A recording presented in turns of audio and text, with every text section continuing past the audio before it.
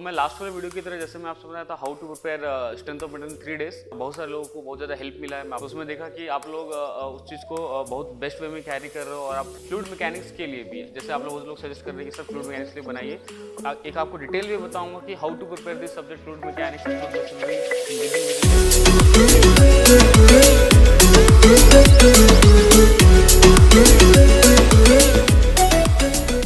Hello everyone, welcome to GATE academy.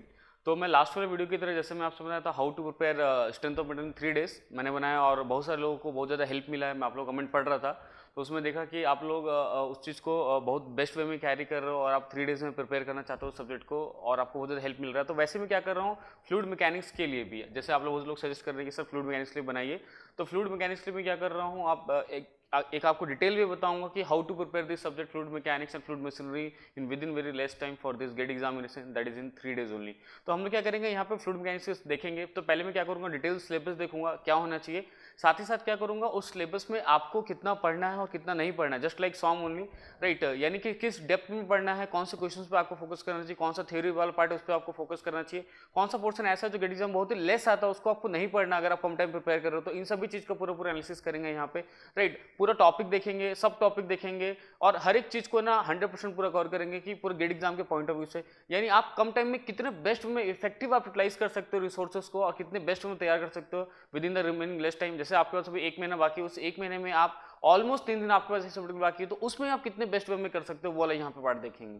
तो start करेंगे यहाँ पे सिलेबस है। सिलेबस देखेंगे फ्लूइड मैकेनिक्स से क्या होगा, मैकेनिकल सिविल दोनों के लिए कंबाइन देखेंगे। तो आपको फ्लूइड प्रॉपर्टीज जो कि यहाँ पे आप देखोगे मैं मार्क्स भी लिखा हूँ, ओवरऑल 8 to 10 मार्क्स का सब्जेक्ट होगा और यहाँ पे आप देख सकते हो 1 to 2 मार्क्स सभी बाजू मार्क्स भी लिख दिया हूँ किसका क्या वेटेज होने वाला है। तो fluid properties, pressure and measurements, hydrostatic forces, right, buoyancy flotation, ये तीनों टॉपिक जो होगा ये फ्लूइड स्टैटिक्स में आ जाएगा। ये तीनों एक साथ जो आएगा ये फ्लूइड स्टैटिक वाला पार्ट हो जाएगा जो कि बहुत ही इंपॉर्टेंट है गेट एग्जाम के पॉइंट ऑफ व्यू से, बहुत ज़्यादा इंपॉर्टेंट है, right. Definitely we have question, तीनों टॉपिक में से क्वेश्चन आता ही आता है। उसका हो जाएगा right liquids and relative equilibrium, then fluid kinematics, बहुत ज़्यादा important fluid kinematics, right, very important fluid kinematics.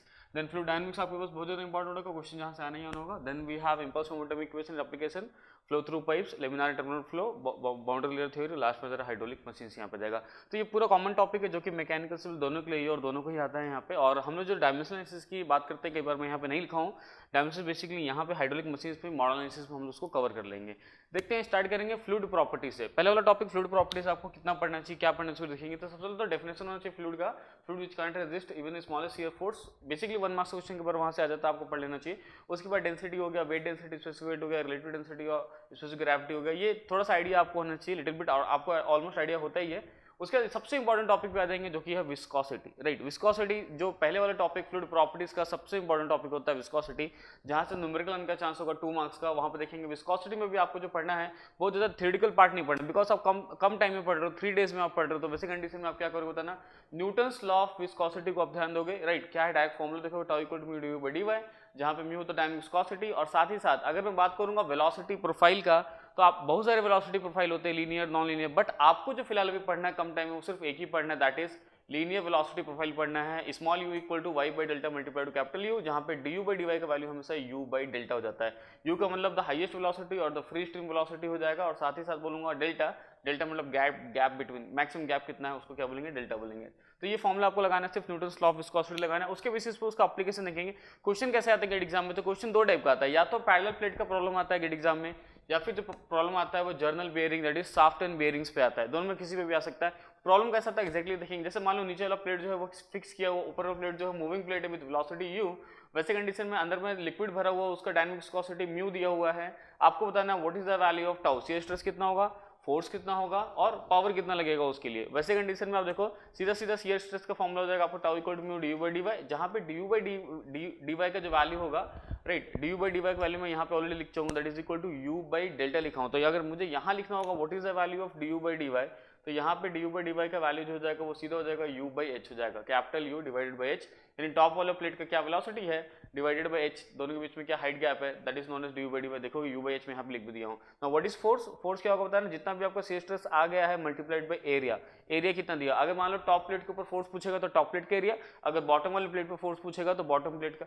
Right, उस पर फोर्स पूछेगा तो बॉटम प्लेट का एरिया, जिसका फोर्स पूछा उसके आपको एरिया लेना पड़ेगा। Now what is the value of power, power कितना हो जाएगा, तो power multiplied by force multiplied velocity, मतलब टॉप प्लेट को ड्राइव करने में कितना पावर लगेगा, तो टॉप प्लेट पे कितना फोर्स लग रहा है, तो यहाँ पे टॉप प्लेट का एरिया तो फोर्स निकल जाएगा, मल्टीप्लाइड बाय टॉप प्लेट का वेलोसिटी, तो क्या निकल जाएगा, वहां से पावर निकल जाएगा। सिंपल सा फॉर्मुला होता है, सिर्फ आपको फोर्स का पावर, शीयर स्ट्रेस का फॉर्मुला और पावर का फॉर्मुला, तीन चीज आपको याद रखना है, आराम से आप बना सकते हो क्वेश्चन। लास्ट देखते हैं जनरल बेयरिंग देखेंगे। इसमें जनरल बेयरिंग में क्या होगा, जैसे आप देखोगे ये साफ्ट जो इसका स्मॉल डाया डी है, यहाँ पे साफ्ट का डाया, और जो बेयरिंग है जिसके अंदर ये रोटेट करेगा उसका कैपिटल डी है, इसमें फ्लूइड भरा हुआ जिसका डायनामिक विस्कोसिटी म्यू दिया हुआ होगा आपको।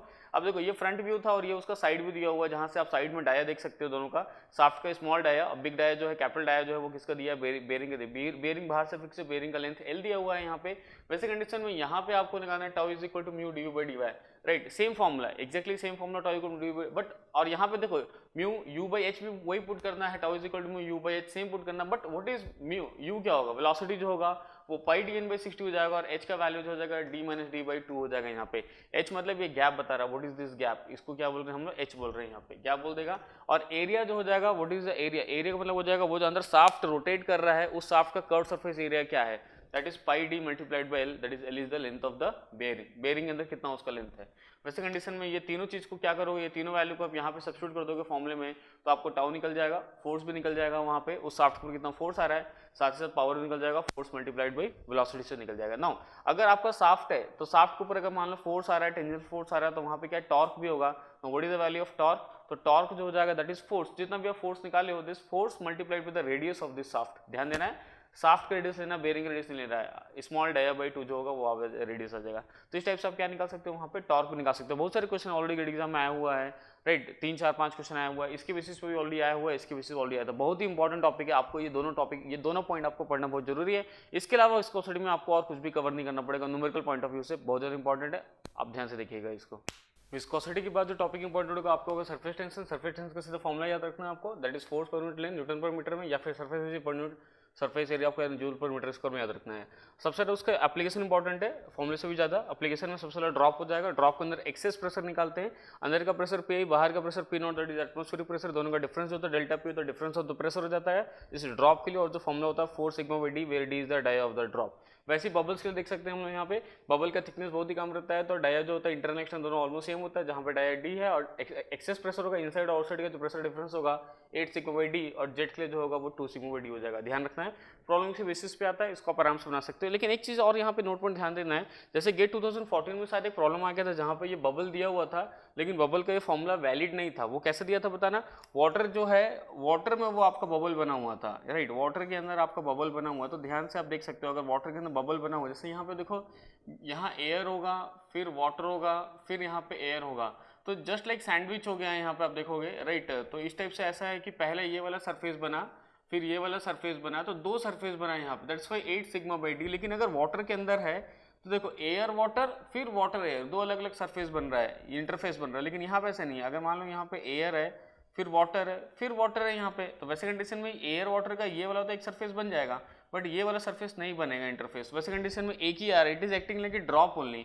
इसलिए यहाँ पे जब लगाना था डेल्टा पी का फॉर्मुला, तो यहाँ पे आपको 4 सिग्मा बाई डी फॉर्मुला लगाना पड़ेगा। तो इस टाइप का ट्विस्ट आ गया था गेट क्वेश्चन में, तो इसको थोड़ा ध्यान देना है। दोनों में डिफरेंस इतना ही होता है कि आपका जो ड्रॉप होता है उसमें सिर्फ एक ही सरफेस बनता है, राइट। अगर मान लो अंदर एयर है, राइट, सपोज करो ऐसा है, अंदर सॉरी अंदर आपका वाटर है यहाँ पे, ड्रॉप के नॉट एयर, बाहर आपका सपोज करो एयर है, और अंदर आपके पास अगर मान लो वाटर है, तो सिर्फ एक ही सरफेस बना एयर और वाटर का एक सरफेस, तो जहाँ पे भी एक सरफेस होगा वहाँ 4 sigma by D, that's why इसके लिए यहाँ पे बोला हुआ था बबल, बट इसका भी 4 सिग्मा बाई डी आ जाएगा यहाँ पे। तो इस टाइप से फॉर्मूला याद रखेंगे, तो इतना ही पढ़ने से आपका जो पहला वाला चैप्टर है दैट इज फ्लूइड प्रॉपर्टीज, वो पूरा गेट एग्जाम के न्यूमेरिकल पॉइंट ऑफ व्यू से कवर हो जाता है। आप लेस टाइम में पढ़ रहे हो, इसलिए हमने इतना शॉर्टकट किया इसको कि इतना ही पढ़ना है आपको गेट एग्जाम के लिए, उससे आपको नहीं पढ़ना है, इतने ही फॉर्मूले आपको ध्यान में रखना है, उससे और कुछ ध्यान में आपको नहीं रखना होगा। देखते हैं दूसरा टॉपिक जो होगा प्रेशर मेजरमेंट, जहाँ से स्टैटिक्स स्टार्ट होगा, बहुत ही इंपॉर्टेंट टॉपिक है। सबसे पहले आपको पढ़ना चाहिए टाइप्स ऑफ प्रेशर के बारे में, राइट। जैसे आपके पास होगा एब्सोल्यूट प्रेशर, एटमॉस्फेरिक प्रेशर और गेज प्रेशर। रिलेशन उसका होता है absolute equal to atmospheric plus gauge होगा, या आप रिवर्स फॉर्म में लिख सकते हो, gauge equal to absolute minus atmospheric भी आप लिख सकते हो। राइट, ध्यान देना आपका गेज प्रेशर पॉजिटिव हो सकता है, नेगेटिव भी हो सकता है और जीरो भी हो सकता है। अगर मान लो आप एटमॉस्फेरिक प्रेशर के बारे में लिख रहे हो तो आपका जो एटमॉस्फेरिक प्रेशर है गेज के टर्म्स में हो जाता है zero, zero in terms of gauge, gauge के टर्म्स में हो जाएगा जीरो। और अगर मान लो वो पॉजिटिव है तो उसको पॉजिटिव गेज बोलते हैं और नेगेटिव गेज वाले प्रेशर को वैक्यूम प्रेशर बोलते हैं। फॉर एग्जांपल मान लो कहीं पे वैक्यूम प्रेशर दिया हुआ है 0.3 बार, अगर वैक्यूम प्रेशर कहीं पे दिया हुआ है तो आप चाहो तो उस वैक्यूम को हटा सकते हो। गेज प्रेशर में सिर्फ माइनस आपको लगाना पड़ेगा, माइनस 0.3 बार आपको यहाँ पे लिखना पड़ेगा। सेकंड इंपॉर्टेंट टॉपिक होगा पास्कल्स लॉ। इसका सीधा सा मतलब स्टैटिक लिक्विड के लिए प्रेशर किसी भी पॉइंट पे सभी डायरेक्शन में सेम हो जाता है। और थर्ड जो बहुत ही ज्यादा इंपॉर्टेंट टॉपिक है from numerical point of view, यहाँ से बार बार न्यूमेरिकल आता है, बहुत ज्यादा न्यूमेरिकल आएगा यहाँ से, that is variation of pressure. आप देख सकते हो अगर इस कंटेनर में मान लो लिक्विड है यहाँ पे तो इसका जो सरफेस होगा that is known as free surface, सबसे ऊपर वाला सरफेस जो होगा ओपन टू एटमॉस्फेयर जो होता है वहाँ पे एटमॉस्फेरिक प्रेशर एक्ट करेगा जो कि जीरो होगा। साथ में यहाँ देखो मैं तीन डायरेक्शन बनाया हूँ एक्स वाई और जेड, जहाँ पे एक्स और जेड जो होगा दैट इज एक्जेड प्लेन जो होगा वो हॉरिजॉन्टल प्लेन होगा, साथ साथ वाई जो होगा वो वर्टिकल डायरेक्शन होगा इस टाइप का। अब प्रेशर का वेरिएशन अगर देखूं तो प्रेशर जो होता है एक्स और Z direction that is horizontal plane पे कभी भी प्रेशर चेंज नहीं होता, वो कांस्टेंट होता है। बट अगर मैं बात करूंगा वर्टिकल डायरेक्शन की बात करूंगा तो change in pressure DP by D Y जो होता है माइनस रो इंटू जी होता है, दैट मीन्स प्रेशर चेंज होता है only in the vertical direction. अगर आप ऊपर की तरफ जाओगे तो प्रेशर कम हो जाएगा, नीचे की तरफ जाओगे तो प्रेशर ज्यादा हो जाएगा।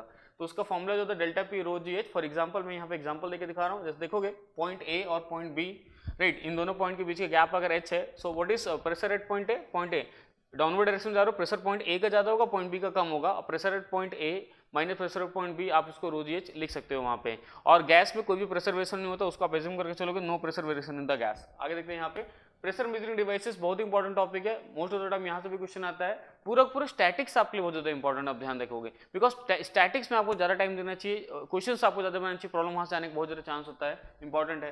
पीजोमीटर जो होता है सबसे पहले प्रेसिंग डिवाइसेस होगा, यहाँ पे आप देख सकते हो किसी पाइपलाइन में अगर वाटर फ्लो कर रहा है तो अगर इसके ऊपर मान लो अगर आप क्या करते हो एक ट्यूब लगाते हो ग्लास ट्यूब, तो कितना वाटर रेज करेगा उस हाइट को आप मेजर कर लोगे, तो प्रेशर जो होगा पॉइंट ए पे वो सिर्फ होता है रो जी एच हो जाता है एटमॉस्फेरिक गेज के टर्म्स में।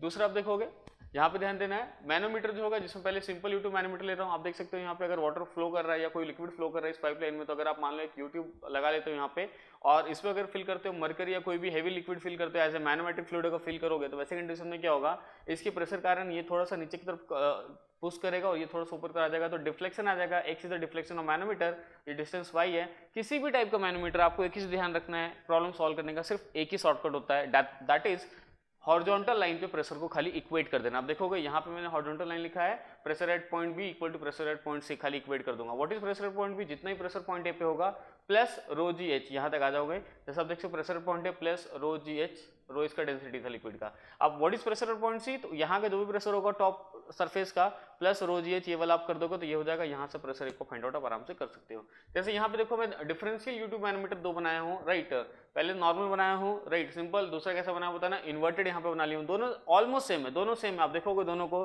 दोनों एकदम सेम है, यहाँ पे कोई भी ऐसा डिफरेंस नहीं होगा दोनों में। बट डिफरेंस यहाँ पे ये है कि ये जो आपके पास जो ये इन्वर्टेड वाला होगा इसमें जो मैग्नेटिक फ्लूइड होगा वो एयर होगा जो लाइटर फ्लूइड है, और यहाँ पे मरकरी होगा जो हेवियर फ्लूइड है। यहाँ बाकी सब कैलकुलेशन पूरा सेम होता है। और कोई भी टाइप का मैनोमीटर हो आपको करना सिर्फ एक ही चीज है, हॉरिजॉन्टल लाइन पे आपको प्रेशर को सिर्फ बैलेंस करना है। जैसे यहाँ पे देखो pressure at point D equal to pressure at point लिख के बैलेंस कर दूंगा। यहाँ पे आप देखोगे pressure at point D equal to pressure at point D, एक हॉरिजॉन्टल लाइन लेता हूँ वहाँ पे प्रेशर को बैलेंस करता हूँ। दोनों में से किसी एक का कैलकुलेशन करके मैं यहाँ पे दिखा रहा हूँ। इसका कैलकुलेशन आप देखोगे तो pressure at point D equal to pressure at point ये ऐसा हो जा रहा है। अब देखो पॉइंट डी का प्रेशर कितना हो सकता है, what ever pressure at point ए, और ऊपर की तरफ जा रहे हो तो प्रेशर रिड्यूस होगा, माइनस लिखना पड़ेगा। तो pressure at point A minus यहाँ से यहाँ तक पहले याद होगा तो रो, इसका रो वन है, rho one multiplied by g h, ये एच हो जाएगा, that is y plus z हो जाएगा। मैंने यहाँ पे लिखा भी है pressure at A minus rho one g y plus z minus, फिर यहाँ से यहाँ तक का प्रेशर हो जाएगा आपके पास that is minus rho g x, यहाँ का इसका रो का वैल्यू रो एम हो जाएगा यहाँ पे, equal to what is pressure at point E, point E पे प्रेशर कितना है, whatever pressure at point B, जितना पॉइंट बी पे प्रेशर माइनस रो जी एच,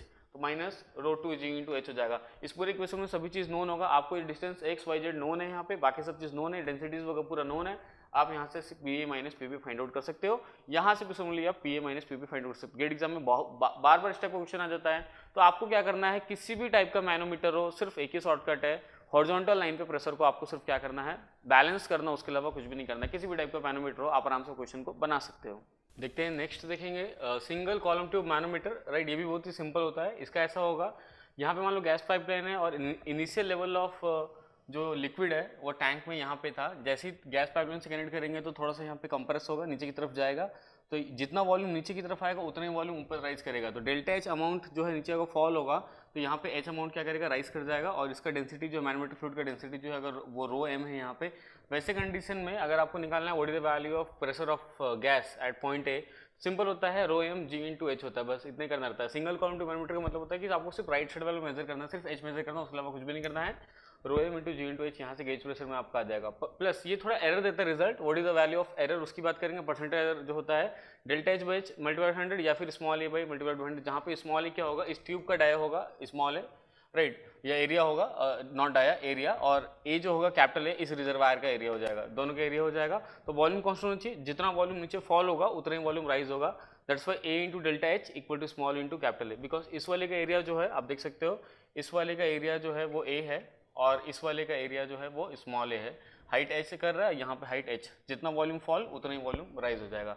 अगला देखेंगे next, that is incline tube manometer. ये भी काफी सिंपल होता है, दोनों में डिफरेंस सिर्फ ये है, वहाँ पे आपका ट्यूब जो है वो स्ट्रेट है, यहाँ पे ट्यूब आपको इंक्लाइन हो जाएगा at some angle theta with horizontal.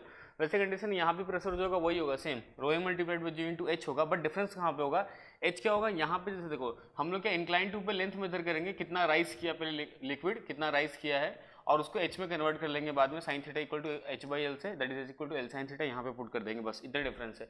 आप देखोगे प्रेशर मेजरिंग डिवाइसेस यहाँ पे इतना ही है, बस इतना ही आपको पढ़ना है, यही सिलेक्टिव स्टडी करना है आपको। मैं जितना भी आपको बता रहा हूँ ना, ये जस्ट लाइक शॉर्टकट टाइप का है कि आप इतनी चीज़ों को पढ़ोगे ना आराम से एग्जाम में स्कोर कर लोगे जो फ्लूइड मैकेनिक्स में आने वाला है। तो प्रेशर मेजरिंग में सिर्फ इतना ही पढ़ना है। नेक्स्ट टॉपिक पे चलते हैं, देखेंगे नेक्स्ट टॉपिक जो होगा वो हाइड्रोस्टैटिक फोर्स होगा, जो कि बहुत ही इंपॉर्टेंट टॉपिक है, बार बार क्वेश्चन टॉपिक से आएगा। देखते हैं क्या होगा। हाइड्रोस्टैटिक फोर्स होगा बेसिकली हम लोग दो सरफेस पे देखेंगे, पहला देखेंगे प्लेन सरफेस पे, दूसरा देखेंगे कर्व सरफेस पे। पहला जो प्लेन सरफेस पे होगा ऐसा होगा, मान लो कोई भी प्लेन सरफेस है, यहाँ पे ए भी प्लेन सरफेस लिया हो, यहाँ पे लिक्विड भरा हुआ टैंक में, वैसे कंडीशन में क्या होगा, आपको हाइड्रोस्टैटिक फोर्स का फॉर्मुला होना चाहिए rho ji multiplied y bar multiplied by area, जहाँ पे वाई बार जो होता है उस प्लेट का सेंट्रोइड का distance from the free surface जो होता है वाई बार हो जाता है, बस ये फॉर्मुला से हाइड्रोस्टैटिक फोर्स आ जाएगा, राइट। एरिया जो होगा कैसा हो जाएगा, विड्थ इंटू हाइट हो जाएगा, width perpendicular inside the board width होगा, और आप देखोगे यहाँ पे हाइट दिया हुआ है तो उसका एरिया दे दिया है, ए बी प्लेट का एरिया दे दिया है, प्लेट का एरिया हो जाएगा। Now what is CP, centre of pressure. तो सेंटर ऑफ प्रेशर की अगर मैं बात करूँ तो सेंटर ऑफ प्रेशर जो होगा वो किस टाइप का होगा, सेंटर प्रेशर मतलब होता है जहाँ पे हाइड्रोस्टैटिक फोर्स एक्ट करेगा, वो सेंटर प्रेशर होता है, उसका जो डिस्टेंस होता है फ्रॉम द फ्री सरफेस उसका डिस्टेंस होगा वाई सीपी बोलेंगे, जिसका फॉर्मुला होता है y bar plus I sine square three divided by A into y bar होता है। या फिर उसका एक शॉर्टकट भी आप ले सकते हो, शॉर्टकट ये है वाई सीपी का, directly two by third of H आप शॉर्टकट ले सकते हो डायरेक्टली। आप देखोगे वाई ये अगर एच है यहाँ पे टोटल हाइट तो उसका 2/3 यहाँ पे आएगा, लेकिन ये सिर्फ इसी शॉर्टकट जो होगा इसी वाले केस के लिए वैलिड होगा, only for rectangular square section, दूसरे केस के लिए वैलिड नहीं होगा, ध्यान रखना है आपको। अब देखेंगे आगे बढ़ेंगे, गेट एग्जाम में कई बार ऐसा होता है ना कि इस टाइप का क्वेश्चन बहुत ज्यादा आता है गेट एग्जाम में, जहाँ पे क्या होता है गेट दिया होता है, प्लेन सरफेस रहता है, गेट दिया रहता है, और उस गेट को बैलेंस करना रहता है, यानी उस हाइड्रोस्टैटिक फोर्स के कारण वो गेट ओपन नहीं होना चाहिए, उसको बैलेंस करना है। तो देखो या तो अंदर से कोई फोर्स लगेगा हाइड्रोस्टैटिक फोर्स, और साथ में बाहर से या तो एक्सटर्नल फोर्स लगाना पड़ता है, या तो उसको खुद का सेल्फ वेट होगा। वैसे कंडीशन में जितने भी फोर्स लग रहे हैं उस गेट के ऊपर ना, सभी फोर्स को हिंज पॉइंट के अबाउट क्या करना है, सिर्फ बैलेंस करना। Summation of moment about point hinge equal to 0, चाहे वो जितना भी फोर्स लग रहा हो, सेल्फ वेट लग रहा हो, चाहे बाहर से आप फोर्स लगा रहे हो, चाहे वो हाइड्रोस्टैटिक फोर्स अंदर से लिक्विड लगा रहा है, सभी फोर्सेस का हिंज पॉइंट के अबाउट मोमेंट को आपको बैलेंस करना है। इस तरीके के क्वेश्चन आप बना सकते हो, बहुत बार आता है गेट एग्जामिनेशन में। अगले देखेंगे, आगे बढ़ेंगे, hydrostatic force on the curve surfaces. Plane surface को बात कर लिए, hydrostatic force on curve surface देखते हैं। तो आपका जो कर्व सरफेस होगा उस टाइप का होगा, जैसे मान लो आपने एक टैंक लिया है यहाँ पे, और ये कर्व सरफेस ए बी है, width inside the board W यहाँ पे दिया हुआ है, तो आपका ये जो ए बी सरफेस है क्या बन गया, 1/4 ऑफ ए सिलेंडर बन गया। तो ये देखोगे पूरा पूरा सर्कल नहीं बना हुआ है, 1/4 ऑफ सर्कल बना हुआ है, और अंदर में उसका हाइट भी दिया 1/4 ऑफ सिलेंडर। तो ये कर्व सरफेस के ऊपर जो हाइड्रोस्टैटिक फोर्स आएगा उसका दो कंपोनेंट आएगा बेसिकली, एक हॉरिजॉन्टल कंपोनेंट, दूसरा वर्टिकल कंपोनेंट आएगा। निकालना काफी इजी है, पहले मैं निकालता हूँ वर्टिकल कंपोनेंट। देखोगे वर्टिकल कंपोनेंट कैसे निकाल रहा हूँ, वर्टिकल कंपोनेंट जो हो जाएगा वो rho into g multiplied by area from A to curve B, then B to B dash, then B dash to A dash, A dash to A multiplied by width. यहाँ पे आप देख सकते हो, अगर मैं यहाँ से आता हूँ ए से बी पे जाता हूँ, तो ए से बी पे जाऊंगा पहले कर्व्ड होके ऐसे, बी से बी डैश से ए डैश, ए डैश से वापस ए पे आ जाऊंगा। ये जो एरिया कवर होगा, this area multiplied width inside the board multiplied by rho into G, right. ये जो होगा that is weight of this liquid, that is known as vertical component of force. ये वर्टिकल कंपोनेंट ऑफ फोर्स हो जाएगा। आप बात करेंगे horizontal component of force की, यहाँ पे देखो हॉरिजॉन्टल कंपोनेंट ऑफ फोर्स को निकाला हूँ, उसी कर्व सरफेस ए बी को आपको क्या करना है, हॉरिजॉन्टल डायरेक्शन प्रोजेक्ट करना है, ए डैश और बी डैश, और इस वाले ए बी सर्फेस के ऊपर हाइड्रोस्टेटिक फोर्स निकालना है, rho g y bar into area plane surface को निकाल लेना है इस ए बी के ऊपर, यह जाएगा हॉरिजॉन्टल कंपोनेंट हाइड्रोस्टेटिक फोर्स आ जाएगा। बहुत ही ज्यादा इंपॉर्टेंट है hydrostatic force on the plane surface as well as curve surface, grade exam बार बार आता है। तो अब देखोगे मैंने एकदम सेलेक्टिव आपको बताया हूँ, इतने में बता दिया हूँ कि इतना ही आपको पढ़ने से तो कुछ भी नहीं पढ़ना है, गेट में ऑलमोस्ट इतना ही आएगा, ऐसा तो कुछ भी नहीं आएगा, आप आराम से उसको अटेम्प्ट कर पाओगे गेट एग्जामिनेशन में फ्रॉम दिस हाइड्रोस्टेटिक फोर्स। देखते हैं नेक्स्ट टॉपिक जो होगा बायन्सी एंड फ्लोटेशन होगा। आप देखोगे बायन्सी में आपको बाइंड फोर्स निकालना होगा जो कि हमेशा अपवर्ड डायरेक्शन में होता है। जैसे मान लो अगर कोई भी बॉडी सॉलिड बॉडी जो लिक्विड के अंदर रखा हुआ है, जहाँ पे वीएस जो है ना वॉल्यूम ऑफ सॉलिड बॉडी है, वैसे कंडीशन में जो बाइंड फोर्स एफ बी जो होता है rho into g multiplied by volume of liquid displaced होता है। Now what is the volume of liquid displaced? Volume of liquid displaced by solid, या फिर जिसको बोलते हैं volume of liquid in solid, यानी सॉलिड का कितना वॉल्यूम लिक्विड के अंदर है उसको बोलते हैं VD, volume of liquid displaced बोलते हैं। तो ये फॉर्मूला आपको बाइंड फोर्स दे देगा जो हमेशा अपर डायरेक्शन में एक्ट करेगा, ऊपर की तरफ उस बॉडी के ऊपर लगेगा बिकॉज ऑफ दिस लिक्विड कारण वहां पे लगने वाला है, राइट। आगे देखेंगे यहाँ पे मोस्ट ऑफ द प्रॉब्लम जो गेट एग्जाम में आएगा, बिकॉज आपके पास कम टाइम है, आप कम टाइम पढ़ रहे हो तो आपको ना डायरेक्ट शॉर्टकट पता होना चाहिए, डायरेक्ट उसी वे में पता होना चाहिए, टू द पॉइंट आपको नहीं होना चाहिए। तो मोस्ट ऑफ द प्रॉब्लम ऐसा आता है कि आप देखोगे ये जो बॉडी इसके अंदर है उसका मैं फ्री बॉडी डायग्राम बना रहा हूं, उसके ऊपर दो फोर्स लगेगा, पहला जो होगा उसका खुद का वेट होगा तो नीचे की तरफ mg लगेगा, या फिर उसका होता है rho s multiplied by ji multiplied by V s, जहां पे रो एस जो होगा डेंसिटी ऑफ सॉलिड हो जाएगा, वीएस जो जाएगा वॉल्यूम ऑफ सॉलिड हो जाएगा, और जी जो जाएगा एसिड ग्रेविटी हो जाएगा। दूसरा जगह उसको बाइंड फोर्स लगेगा जिसका वैल्यू मैं अभी भी यहाँ पे लिखा हूँ rho into g multiplied by VD, जहाँ पे रो जो है डेंसिटी ऑफ लिक्विड यहाँ पे दिया हुआ है। तो बेसिकली उस बॉडी के ऊपर सिर्फ दो ही फोर्स लगेगा, और बार बार गेट एग्जाम में ऐसा ही प्रॉब्लम आता है जहाँ पे आपको दोनों फोर्स को सिर्फ बैलेंस करना होता है, that is bind force is equal to self weight of the body, उसके अलावा कुछ भी नहीं करना होता। ऐसी क्वेश्चन 2016 में आए हैं, 2015 में, almost every year we have this type problem only. Buoyancy and flotation बहुत इंपॉर्टेंट टॉपिक होगा। अगला देखेंगे बायन्सी एंड फ्लोटेशन में, अगला बायन्सी में देखेंगे इस टाइप को मैं बाइंड फोर्स निकालना चाहता हूँ उस बॉडी के ऊपर जो बॉडी जो है ना पार्शियली सबमर्ज्ड दो अलग अलग लिक्विड में। आप यहाँ पे ऐसे देखोगे, यहाँ पे दो अलग लिक्विड है, ऊपर वाला रेड कलर से जो डॉटेड किया हुआ है वो उसका डेंसिटी रो 1 है, नीचे जो ग्रीन कलर से डॉटेड किया है उसका डेंसिटी कितना होता है रो 2 है, और जो बॉडी है उसके बीच में कहीं ना कहीं है, राइट, इन बिटवीन, जहाँ पे कुछ पोर्शन उसका वॉल्यूम जो है वो रेड कलर में है, कुछ पोर्शन ग्रीन कलर में है। मान लो ये V1 है और ये वॉल्यूम V2 है, दोनों को मिला के बनता है वॉल्यूम ऑफ सॉलिड VS बन जाता है। यहाँ पे वैसे कंडीशन में जो बाइंड फोर्स अगर निकालना है तो दोनों को बाइंड फोर्स एडिशन कर दूंगा, जैसे रो जी वी जो होता है बाइंड फोर्स होता है, तो रो 1 जी V1 प्लस रो 2 जी V2 कर दूंगा, तो यहाँ से मुझे पता चलेगा what is the value bind force which is acting in the upper direction को एक्ट करेगा, राइट। आप देखोगे एक बार क्वेश्चन आया हुआ है 2016 में, इस टाइप क्वेश्चन आया हुआ है, तो वैसे कंडीशन में करना है क्या, इस वाली कंडीशन में भी मुझे सेम करना है, यानी जो बाइंड फोर्स होगा ना और उस बॉडी का जो वेट होगा दोनों को मुझे क्या करना पड़ेगा, सिर्फ इक्वेट करना पड़ेगा प्रॉब्लम को सॉल्व करने के लिए, उसमें कुछ नहीं, उससे तो कुछ नहीं करना पड़ेगा मेरे को, राइट। सिंपली यहाँ पे देख लिए, जैसे यहाँ पे देखो ये मान लो ये फ्लोटिंग कंडीशन है, यहाँ पे मान लो हाफ पोर्शन जो है वो बाहर है लिक्विड के और हाफ या कुछ पोर्शन बाहर है, V2 पोर्शन बाहर है, वॉल्यूम V1 अंदर है, वैसे कंडीशन बाइंड फोर्स जो आएगा वो रो जी मल्टीप्लाइड बाय V1, जितना वॉल्यूम अंदर होगा लिक्विड के अंदर उसी का खाली वॉल्यूम यहाँ V1 लेंगे, और यहाँ पे भी देखो यहाँ पे वही करेंगे, जो बाइंड फोर्स होगा उस बॉडी के सेल्फ वेट के बराबर होगा, राइट। इक्विलिब्रियम कंडीशन दोनों को हम क्या करते हैं, इक्वेट कर देते हैं, बस ये बहुत इंपॉर्टेंट पॉइंट है, प्लीज रिमेंबर, तीनों ही केस लिए मैं बताया हूँ यहाँ पे, this is very important point, bind force equal to self weight of the body.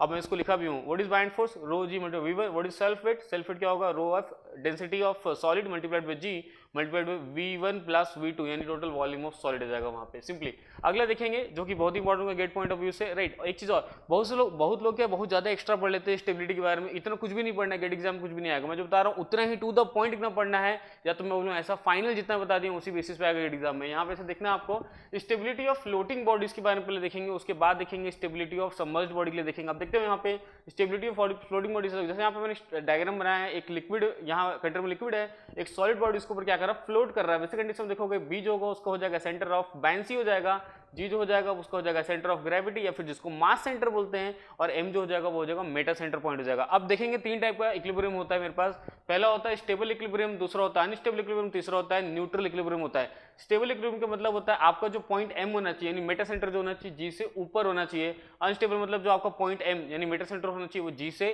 नीचे होना चाहिए, और न्यूट्रल इक्विलिब्रियम मतलब एम और जी दोनों एक पॉइंट पे होगा, यानी कोइंसाइड करेगा, वैसे कंडीशन न्यूट्रल इक्विलिब्रियम हो जाएगा। आपको बहुत ज्यादा, बिकॉज आप गेट एग्जाम का हिस्ट्री देखोगे ना ऑलमोस्ट ऐसे क्वेश्चन बार बार आता है, आपको सिर्फ इतना याद रखना उससे बहुत ज्यादा, बिकॉज आप प्रिपेयर करो बहुत ही लेस टाइम में आप प्रिपेयर करो, तो आपका स्टडी जो एकदम टू द पॉइंट होना चाहिए, प्रॉपर फॉर गेट एग्जाम होना चाहिए। आगे देखेंगे इस टाइप का स्टेबिलिटी ऑफ सबमर्ज्ड बॉडीज के बारे में देखते हैं। यहाँ पे भी तीन होगा, स्टेबल, अनस्टेबल और न्यूट्रल होगा। यहाँ पे ऐसा होगा ना मेटा सेंटर नहीं होता, no metacentre for submerged body. सबसे पहली बात यहाँ पे लिख दे रहा हूँ मैं, सबमर्ज्ड बॉडी के लिए अगर कोई बॉडी अगर मान लो सबमर्ज्ड बॉडी है तो सबमर्ज्ड बॉडी के लिए सबसे पहले लिख दो यहाँ पे नो मेटा सेंटर, इसके लिए कोई भी मेटा सेंटर नहीं होता है, राइट, नो मेटा सेंटर कोई भी मेटा सेंटर नहीं होगा, नो मेटा सेंटर होता ही नहीं, पहली बात। दूसरी बात आगे देखेंगे यहाँ पे स्टेबल में क्या होगा, आपका जो जी का वैल्यू है राइट वो नीचे होना चाहिए बी के कंपैरिजन में। अनस्टेबल में आपका जो जी है वो बी के कंपैरिजन में ऊपर होना चाहिए, और न्यूट्रल में दोनों कैसा होना चाहिए, कोइंसाइड करना चाहिए। इस तीनों स्टेबिलिटी को आप ध्यान में रखोगे तो स्टेबिलिटी ऑफ फ्लोटिंग बॉडीज और स्टेबिलिटी ऑफ सबमर्ज्ड बॉडीज इतने ही पढ़ने से गेट एग्जाम में आपको कंप्लीट हो जाएगा। तो आप देखोगे मैंने आपको एकदम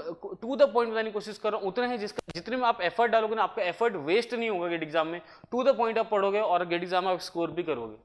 नेक्स्ट टॉपिक स्टार्ट करेंगे लिक्विड्स इन रिलेटिव इक्विलिब्रियम। तो पहले बता दो कि ये टॉपिक गेट एग्जाम के लिए बहुत ज़्यादा इंपॉर्टेंट नहीं है। अगर कोई किसी के पास टाइम बहुत ज़्यादा ही कम है या किसी को पढ़ने में मान लो बहुत ज़्यादा टाइम लगता है, किसी को टाइम ज़्यादा लगता है किसी चीज़ को स्टडी करने में, वैसे स्टूडेंट्स टॉपिक को छोड़ भी सकते हैं चाहे तो। पर अगर कोई ऐसा है जो जल्दी पढ़ लेता है जितना बताया जा रहा है उसके हिसाब से चाहो तो आप पढ़ भी सकते हो। देखते हैं कैसा है।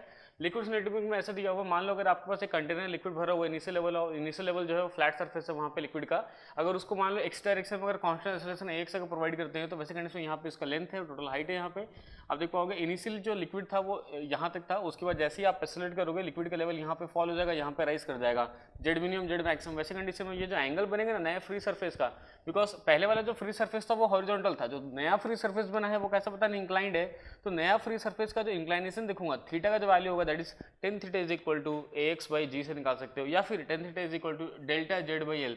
Now what is delta z, difference of the level, highest level z max, lowest z min, delta z दोनों का डिफरेंस हो जाएगा। तो आप चाहो तो डेल्टा जेड को लिख सकते हो delta nothing but z max minus z min आप यहाँ पे लिख सकते हो, delta z divide by L perpendicular to base tan theta यहाँ पे लगा सकते हो और दोनों को इक्वेट कर सकते हो, delta z by l equal to x by g कर सकते हो राइट।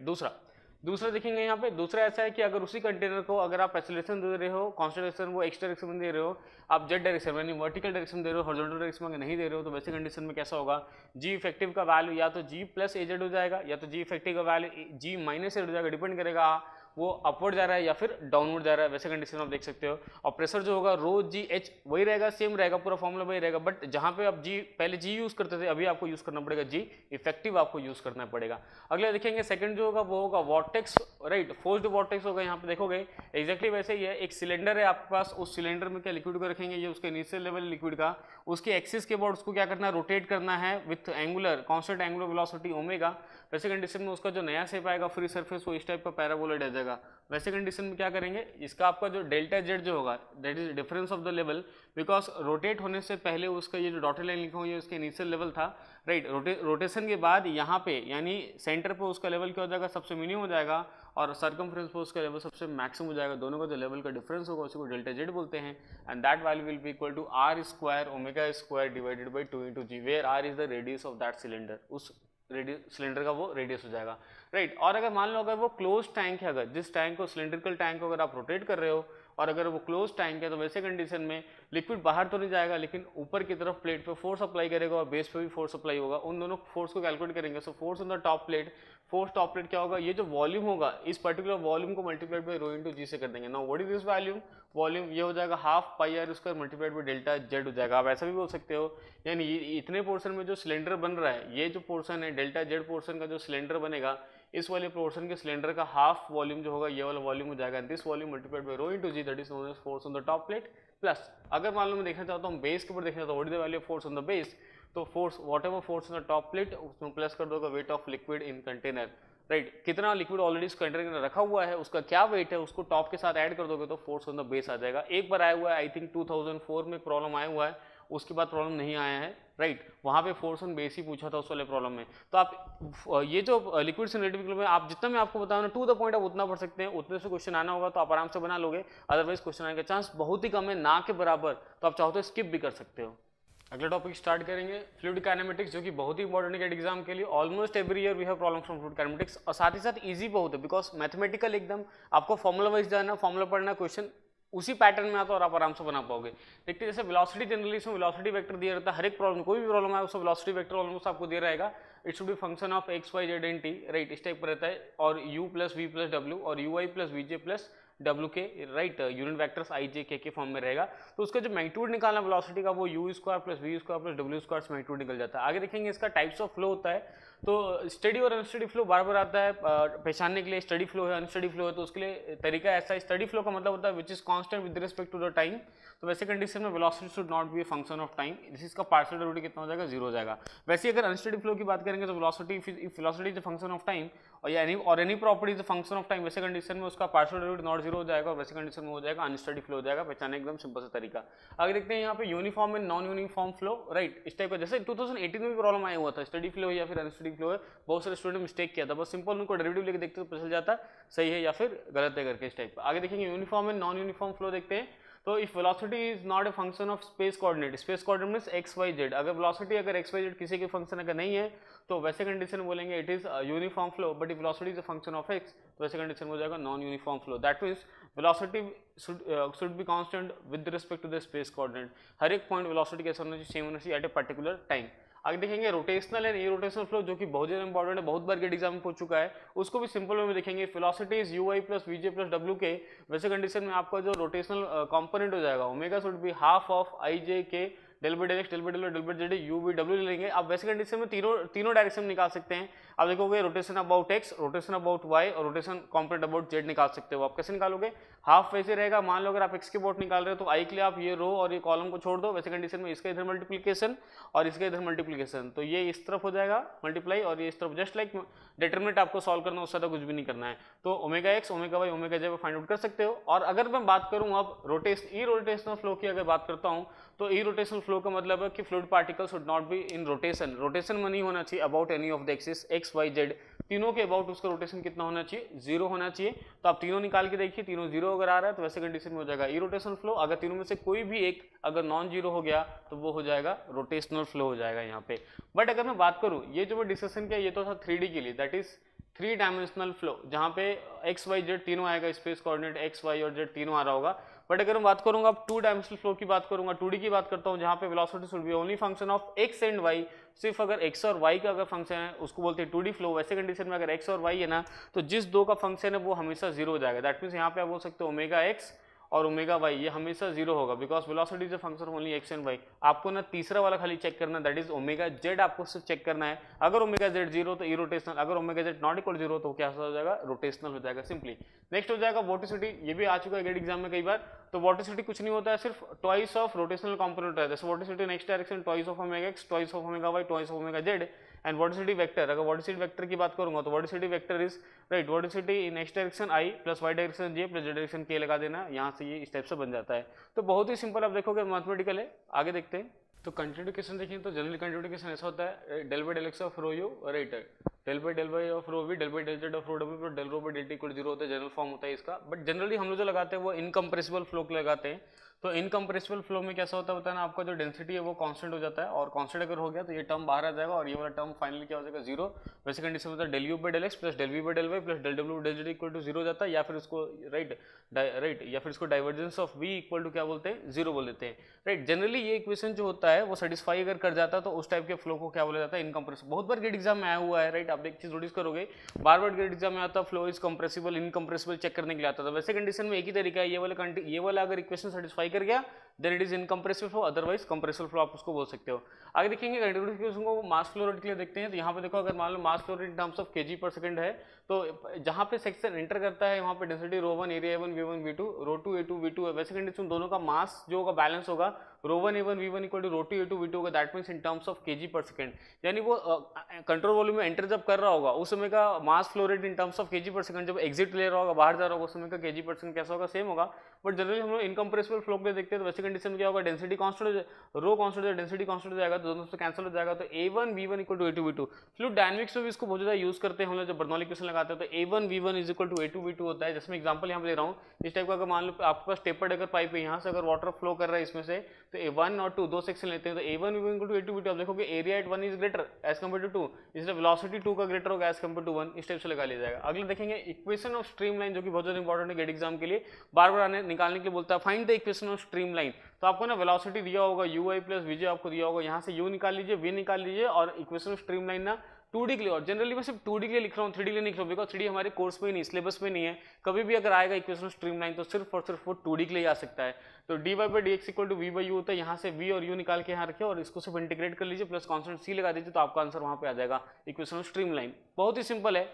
देखते हैं एसेलरेशन कैसा होगा। Acceleration x direction, y direction, z direction. तो फॉर्मूला है u del u by del x v del u by del y w del u del z plus del u by del t। याद रखने का तरीका काफी simple है, ध्यान देना। अगर आप एक्स डायरेक्शन लगा रहे हो तो सिर्फ u रहेगा, with respect to x Y z रहेगा, यहाँ पे u रहेगा विद रिस्पेक्ट टू t, तो with respect to x Y z and t रहेगा। और अगर मैं एक्स डायरेक्शन निकाल रहा हूँ तो सभी जगह u रहेगा और u v w सब में रहेगा। और अगर y के लिए निकाल रहा हूँ तो with respect to x y z और t रहेगा, लेकिन सभी का v रहेगा यहाँ पे। वैसे के लिए z के लिए निकाल रहा हूँ तो सभी का w रहेगा with respect to x y z और t, साथ में u v w सब में मल्टीप्लाई हो जाता है। ये जो तीन टर्म होता है उसको बोलते हैं कन्वेक्टिव एक्सेलरेशन, लास्ट वाला टर्म को बोलते हैं लोकल एक्सेलरेशन बोलते हैं, दोनों का एडिशन होता है उसको बोलते हैं टोटल एक्सेलरेशन, वहाँ पे बोला जाता है। साथ ही अगर निकालना तो acceleration x direction y direction vector addition हो जाता है, that is acceleration equal to axi ay j az k हो जाता है। और मैग्नीट्यूड ऑफ एक्सेलरेशन की अगर बात करूँ तो under root square of ax square ay square az square, यहाँ से एक्सेलरेशन का मैग्नीट्यूड भी आप निकाल सकते हो। काफी इजी। आप एक चीज नोटिस करोगे कि फ्लूइड काइनेमेटिक्स बहुत ज्यादा इंपॉर्टेंट है।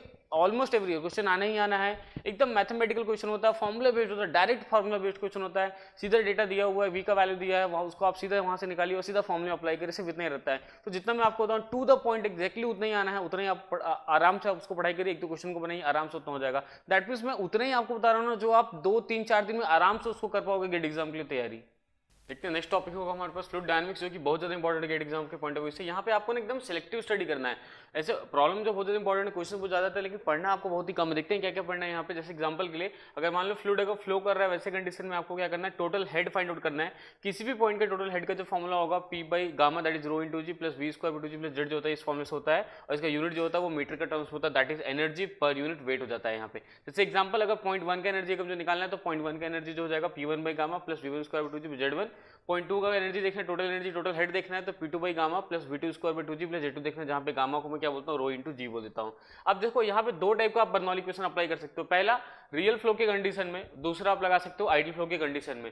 Most of the time GATE exam में जो मुझे अप्लाई करना पड़ता है वो आइडियल फ्लो वाला लेना पड़ता है, most of the time, mostly right, आप बोल सकते हो 95% के आसपास। लेकिन यहाँ पे देखेंगे, मान लो अगर आपका रियल फ्लो है जहाँ पे कुछ ना कुछ अगर लॉस होने वाला है, देयर इज सम लॉस, जहाँ पे एचएल को मैं लॉस बोल रहा हूँ, वैसे कंडीशन में आपका क्या होगा, मान लो अगर मैंने ले लिया है flow is from point number 1 to 2, अगर फ्लो आपका पॉइंट नंबर 1 से 2 की तरफ है तो वैसे कंडीशन में डेफिनेटली जो टोटल हेड होगा, टोटल एनर्जी होगा पॉइंट नंबर 1 का, वो ज्यादा होगा as compare to point number 2।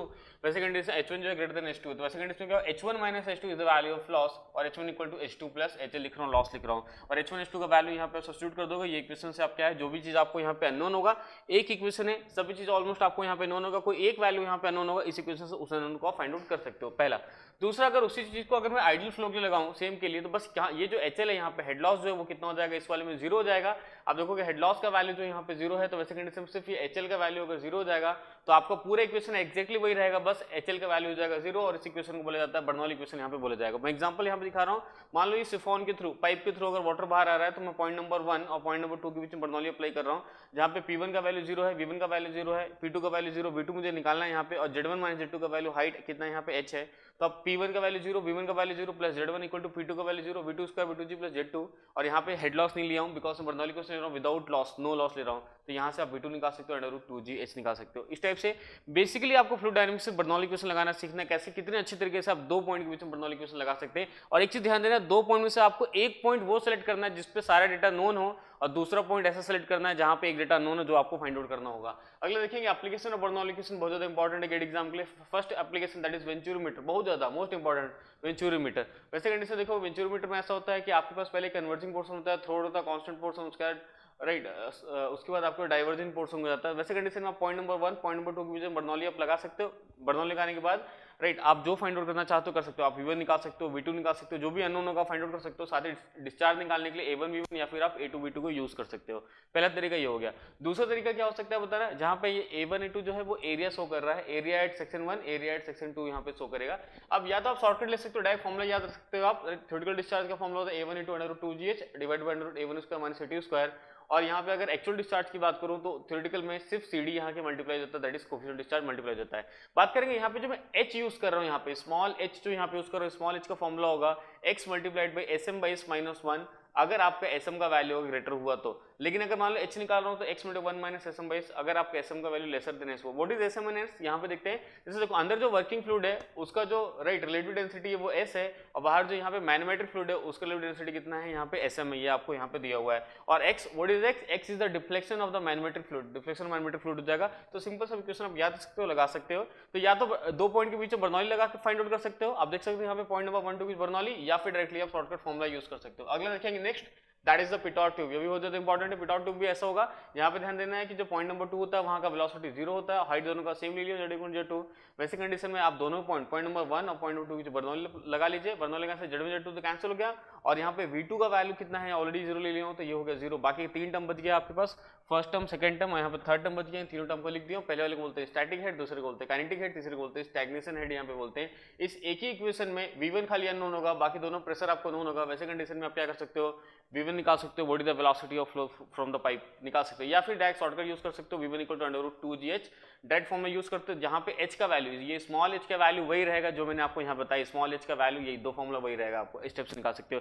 देखो फ्लूइड डायनामिक्स बहुत ईजी है, इतना ही सिर्फ आपको पढ़ने से, तो कुछ भी नहीं पढ़ना, गेट एग्जाम में आप 100% अटेम्प्ट कर सकते हो जो भी क्वेश्चन आएगा फ्लूइड डायनामिक्स से। नेक्स्ट टॉपिक देखेंगे फ्लो थ्रू पाइप्स। कई बार इसका क्वेश्चन भी आता है गेट एग्जामिनेशन में, देखेंगे कैसा है फ्लो थ्रू पाइप। बेसिकली हम लोग को ना हेड लॉस का कैलकुलेशन करना है, जितने भी टाइप्स के हेड लॉस है। बेसिकली दो टाइप का हेड लॉस होता है, पहला होता है मेजर हेड लॉस, जिसको बोलते हैं फ्रिक्शनल हेड लॉस बोलते हैं जिसको, दूसरा होगा माइनर हेड लॉस होगा। मोस्टली वैसे पढ़ना आपको मेजर हेड लॉस है गेट एग्जाम के लिए, माइनर हेड लॉस बहुत ही कम आता है, इसका चांस आप चाहो तो इसको स्किप भी कर सकते हो, नो नीड, इसका कोई जरूरत नहीं होगा। फ्रिक्शनल हेड लॉस आपके लिए बहुत ज्यादा इंपॉर्टेंट है, इसको आपको पढ़ना चाहिए। देखो फ्रिक्शनल हेड लॉस का जो फॉर्मूला होगा HF = FL/V²/2GD, जहां पे F जो होगा friction factor, L is the length of the pipe, V is the velocity, average velocity of flow in the pipe, 2GD D is the dia of the pipe हो जाएगा। अब चाहो तो इसी फॉर्मूले को आप Q के टर्म्स में लिख सकते हो, FL/Q² / 10⁵, बाकी सब चीज वही है, Q यहाँ पे डिस्चार्ज हो जाएगा, डिस्चार्ज थ्रू पाइप हो जाएगा। माइनर लॉस में देखो sudden expansion, sudden contraction, entry loss और एग्जिट लॉस, 4 लॉस को आप चाहो तो पढ़ सकते हो।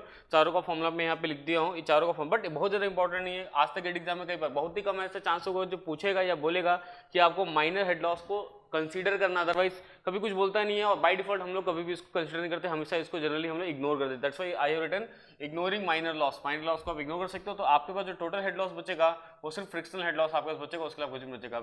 और बेसिकली टोटल हेड लॉस जो होता है दोनों का समेशन होता है, major plus minor, but generally हम लोग माइनर को कर देते हैं नेग्लेक्ट, ये हो जाता है 0, तो बचता आपके पास सिर्फ और सिर्फ मेजर हेड लॉस बचेगा। जैसे एग्जांपल मैंने यहाँ पे दिया, मान लो एक पाइप के थ्रू अगर फ्लो हो रहा है पॉइंट नंबर 1 से 2 के बीच में, अगर लेंथ अगर L अगर यहाँ पे दिया हुआ है, वैसे कंडीशन में आप डार्सी-विस्पैच इक्वेशन को यूज करते हैं। इस इक्वेशन को डार्सी-विस्पैच इक्वेशन बोलते हैं। HF का वैल्यू आप निकाल सकते हो, what is the value of HF, और जब बर्नौली क्वेश्चन लगाओगे बिटवीन पॉइंट नंबर 1 and 2, तो एक्जैक्टली वैसे लगाओगे जैसे आप डायनामिक्स में लगाते हो, H1 = H2 plus HF loss, वहां पे सिर्फ आप ऐड कर दोगे, उसके अलावा आपको कुछ नहीं करना है, राइट। अब यहाँ एक चीज और देखेंगे, यहाँ पे एनर्जी का लॉस हो रहा है, हेड का लॉस हो रहा है, that mean there is some power loss also, कुछ पावर का भी लॉस होगा, तो वो पावर लॉस का फॉर्मूला जो होगा ρGQ × HF, this is the value of power loss. Power loss का फॉर्मूला हो जाएगा, और पावर रिक्वायर्ड, इतना पावर आपको चाहिए होगा to maintain the flow through the pipe.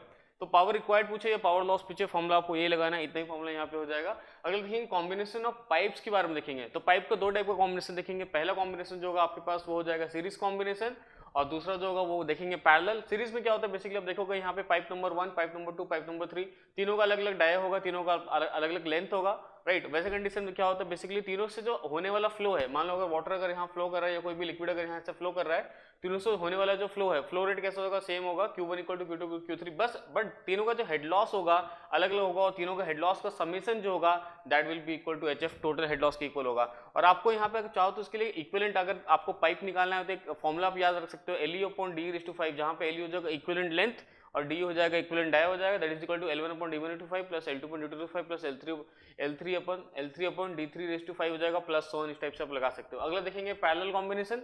Parallel combination देखोगे, पाइप यहाँ देखो, यहाँ से अगर वाटर अगर फ्लो कर रहा है या कोई लिक्विड फ्लो कर रहा है Q, तो यहाँ से 2 ब्रांच हो जाएगा, इसका 2 ब्रांच हो गया, वापस कन्वर्ट होकर वापस उतना ही फ्लो हो जाएगा इस टाइप का। वैसे कंडीशन में क्या होगा, Q = Q1 + Q2, पहले तो फ्लो रेट जो है डिवाइड हो जाएगा जितने भी ब्रांचेस होंगे उनमें, और दूसरा बोल सकता हूँ कि जितने भी ब्रांच बनेंगे सभी ब्रांच में हेड लॉस का वैल्यू कैसा आने वाला है, सेम आने वाला है। यानी इलेक्ट्रिकल एनालॉजी यूज करते हैं हम लोग, जैसे रेजिस्टर में होता है, रेजिस्टेंस में होता है, राइट, करंट होता है, वोल्टेज होता है, पोटेंशियल डिफरेंस होता है।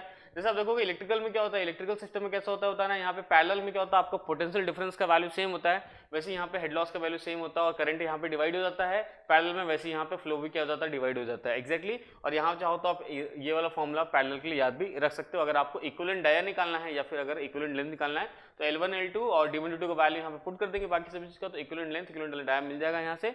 राइट, और इक्विवेलेंट लेंथ इक्विवेलेंट डाया में कोई एक वैल्यू आपको गिवन होगा या आप अज्यूम कर लोगे तो दूसरा आपको आराम से निकल जाएगा। तो बहुत ही सिंपल होता है फ्लो थ्रू पाइप्स। अगर मैं बात करूं फ्लो थ्रू पाइप्स में आपको कितना पढ़ना चाहिए, सिर्फ इतना ही पढ़ना चाहिए, पैरेलल पढ़ी, सीरीज पढ़ ली, एक दो क्वेश्चन अप्लाई करिए और पावर का फॉर्मूला पढ़िए, बहुत ज्यादा इंपॉर्टेंट है, और सिर्फ डार्क से बीच से क्वेश्चन मोस्ट इंपॉर्टेंट, बहुत ज्यादा इंपॉर्टेंट होगा। तो फ्लो थ्रू पाइप्स बहुत आपके लिए ईजी हो जाएगा इतना पढ़ने से। अगला देखेंगे laminar and turbulent flow, right. क्योंकि आप लेस टाइम में प्रिपेयर करो तो आपको टर्बुलेंट फ्लो पूरा स्किप कर देना, बिल्कुल भी नहीं पढ़ना है, कोई भी प्रॉब्लम टर्बुलेंट फ्लो से नहीं आ सकता, लीव इट, टर्बुलेंट फ्लो छोड़ दो। आपको जो पढ़ना है वो सिर्फ और सिर्फ क्या पढ़ना है, लेमिनार फ्लो को आपको पढ़ना होगा। देखेंगे laminar flow through the pipes, वो भी सिर्फ बिटवीन द पाइप पढ़ना है, थ्रू द पाइप्स पढ़ना, बाकी कोई कंडीशंस आपको नहीं पढ़ना होगा, सही। तो अगर आपको लेमिनार फ्लो अगर एनसीओ करना है कैसा है तो नॉर्मल आप निकाल सकते हो रोबी डीबीएम यूज से, that should be less than 2000 less आना चाहिए फॉर पाइप लेस देन आना चाहिए। अब देखोगे अगर पाइप के थ्रू अगर फ्लो हो रहा है वैसे कंडीशन में D is the dia of the pipe है, राइट, पाइप के थ्रू अगर फ्लो होगा, R is the radius of the pipe, वैसे कंडीशन में क्या आप देखोगे पाइप में फ्लो हो रहा है, this is the axis of pipe और ये पाइप का वॉल यहाँ पे बना हुआ, वैसे कंडीशन में यहाँ पे क्या हो रहा है आप देखो, R is the radius of pipe और स्मॉल आर जो है ना एनी रेडियल लोकेशन, जो कि स्मॉल आर जो होगा वो कहाँ से कहाँ तक फ्लक्चुएट करेगा, जीरो से लेके कैपिटल आर तक वेरी कर सकता है, राइट। एक्सिस पे स्मॉल आर का वैल्यू जीरो और सरफेस के ऊपर स्मॉल आर का वैल्यू कितना हो जाएगा, कैपिटल आर के इक्वल हो जाएगा। अब देखो ये वेलोसिटी डिस्ट्रीब्यूशन लिखा हूँ, वेलोसिटी पाइप में क्या होगा, सभी लेयर मतलब हर एक आर के हर एक वैल्यू पे सभी अलग अलग लेयर पे वेलोसिटी अलग अलग होगा। मैक्सिमम वेलोसिटी जो आएगा वो कहाँ पे आएगा, सेंटर पे आएगा, यानी एक्सिस ऑफ द पाइप पे आएगा और वॉल पे कितना हो जाएगा, जीरो वेलोसिटी हो जाएगा।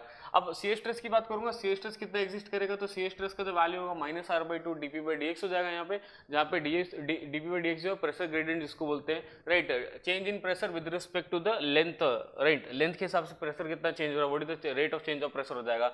अगर मान लो आपको सी स्ट्रेस निकालना, पाइप के वॉल के ऊपर सी स्ट्रेस निकालना है तो बस स्मॉल आर को आपको कैपिटल आर से रिप्लेस कर देना है, बिकॉज एट वॉल, यहाँ पे मैं लिख रहा हूँ एट वॉल के ऊपर क्या होता है, स्मॉल आर इक्वल टू कितना हो जाता है, कैपिटल आर हो जाता है, दैट्स व्हाई स्मॉल आर को कैपिटल से रिप्लेस कर दिए। Now velocity at any radial location, बात करेंगे किसी भी रेडियल लोकेशन पे वेलोसिटी कितना होगा, स्मॉल यू बता रहा है velocity at any radial location that is equal to -r² divide by 4 mu dp/dx 1 minus small r by square पे कैपिटल आर स्क्वायर हो जाएगा। किसी भी लेयर पे आपको वेलोसिटी चाहिए तो स्मॉल आर का वैल्यू और कैपिटल आर का वैल्यू यहाँ पे पुट कर दीजिए, आपको मिल जाएगा वेलोसिटी मिल जाएगा। वेलोसिटी आपको जो मैक्सिमम होता है वो कहाँ पे होता है, सेंटर पे होता है और वॉल पे कितना हो जाता है, जीरो हो जाता है। तो अगर आप सेंटर की बात कर रहे हो तो स्मॉल आर को कितना पुट करना पड़ेगा, जीरो पुट करना पड़ेगा, तब ये फॉर्मूला आपको मिल जाएगा मैक्सिमम वेलोसिटी।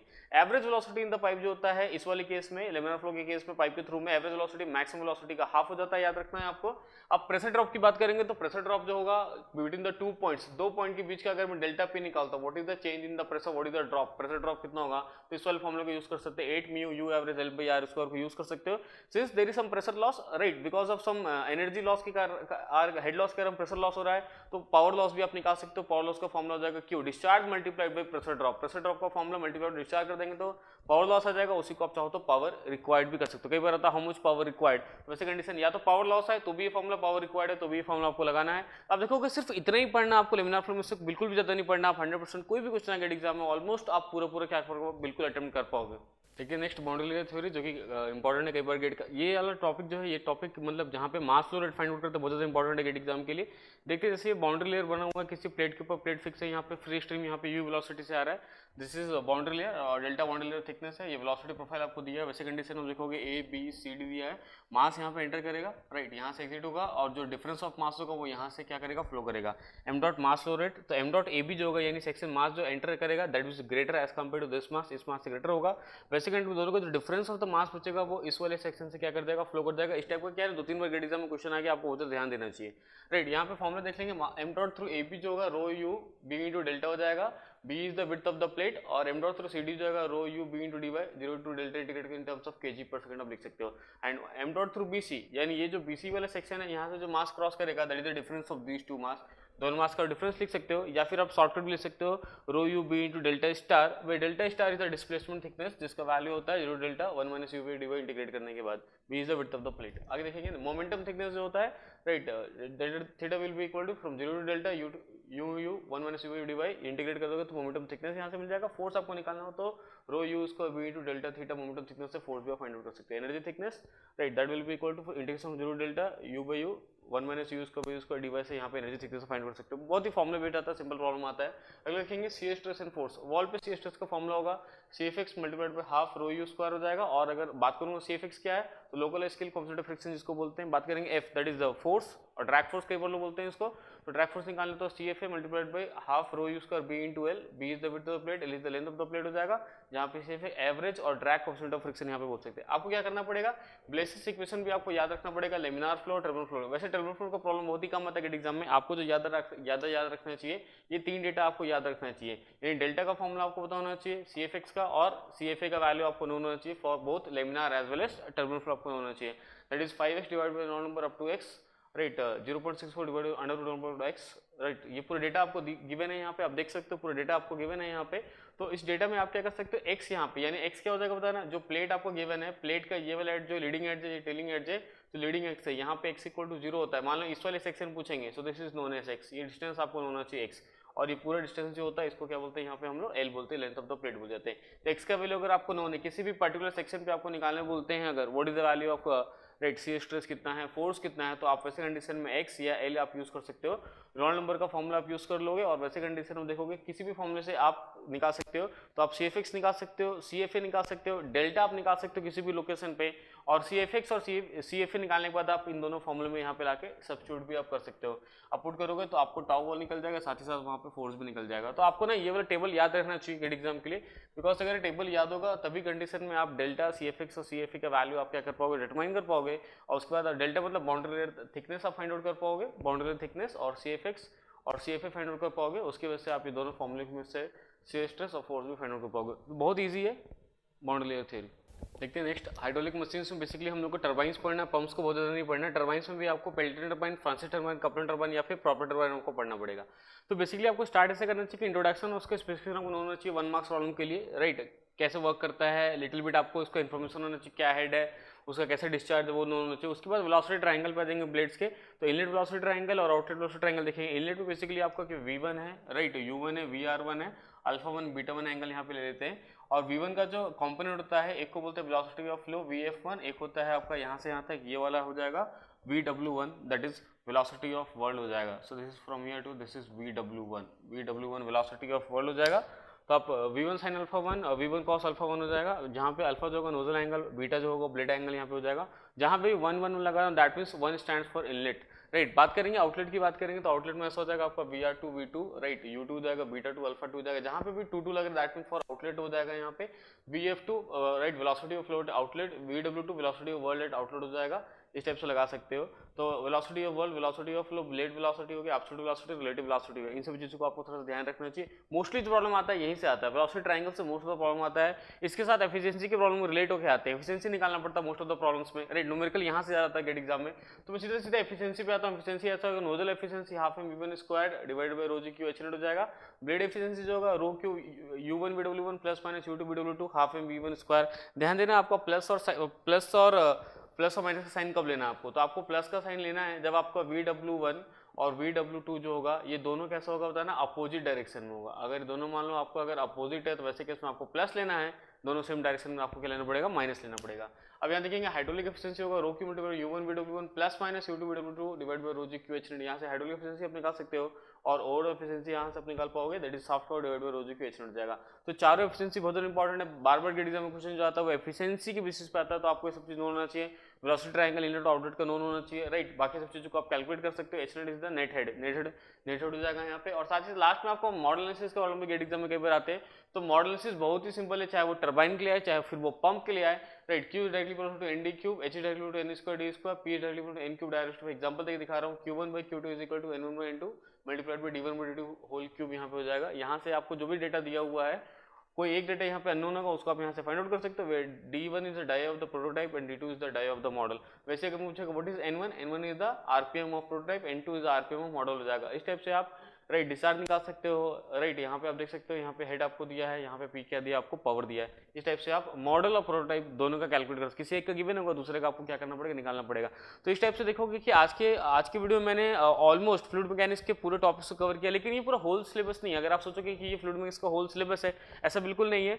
ये जो है सिलेक्टेड सिलेबस था। फ्लूइड मैकेनिक्स बहुत ही बड़ा टॉपिक है, मैं पूरा सिलेबस नहीं लिखा हूँ, कवर नहीं किया हूँ। मैं सिर्फ एकदम सिलेक्टेड टॉपिक बताया हूँ कि इस टॉपिक में आपको ये पढ़ना चाहिए, इस टॉपिक में ये पढ़ना पड़े, इतना पढ़ना चाहिए, इतना ही फॉर्मूला पढ़ना चाहिए। तो जितना बेसिकली मैं आपके साथ डिस्कस किया हूँ, आप उसको अगर बनाते हो तो आपको बहुत ज़्यादा बेनिफिट मिलेगा। आप कम टाइम में, विद इन 3-4 डेज में आप इसको प्रिपेयर कर सकते हो। कम टाइम में आप गेट एग्जाम में 8 to 10 मार्क्स का जो वेटेज है, चाहे मैकेनिकल हो चाहे सिविल के लिए हो, आप उसको ईजी वे में कवर कर पाओगे। तो आप थोड़ा सा और ज़्यादा हेल्प लेने के लिए क्या कर सकते हो, गेट एकेडमी के यूट्यूब चैनल पे आप जा सकते हो और सर्च कर सकते हो फ्लूइड मैकेनिक्स का कॉम्बैट, या फिर solution of fluid mechanics combat आप सर्च कर सकते हो। तो वहाँ पे आपको बहुत सारे क्वेश्चंस मिल जाएंगे यहाँ पे फ्लूइड मैकेनिक्स से रिलेटेड, और उन क्वेश्चंस के कंसेप्ट्स जो होंगे, डिटेल कंसेप्ट्स भी आपको मिल जाएंगे वहाँ पे। तो आपका ग्रिप थोड़ा सा अच्छा बन जाएगा सब्जेक्ट के ऊपर, राइट। तो ये देखिए यहाँ पे कुछ इस टाइप के आपको मिलेंगे, इतने सारे क्वेश्चंस मिलेंगे कॉम्बैट में। इनको ट्राई करिए, प्रैक्टिस करिए, बेस्ट वे में पढ़िए, तो आप बहुत ही बेस्ट वे में क्या कर सकते हैं, फ्लूइड मैकेनिक्स के लिए with in very less time आप पूरा प्रिपेयर कर सकते हैं। तो डेफिनेटली आप अगर इतना प्रिपेयर करते हैं जितना मैं आपको सजेस्ट कर रहा हूँ प्रिपेयर करेंगे, गेट एग्जाम बहुत ही बेस्ट वे में आप प्रिपेयर कर सकते हैं, अच्छा स्कोर कर सकते हैं 8 to 10 मार्क्स में, और आप कर ही सकते हो। आप एकदम पॉजिटिव वे में रहेगा कि जितना मैं पढ़ रहा हूँ, जितना मैं प्रिपेयर कर रहा हूँ, उससे मैं आराम से स्कोर कर पाऊंगा। तो पॉजिटिव में रह के आप बेस्ट वे में स्कोर करिए। Thank you.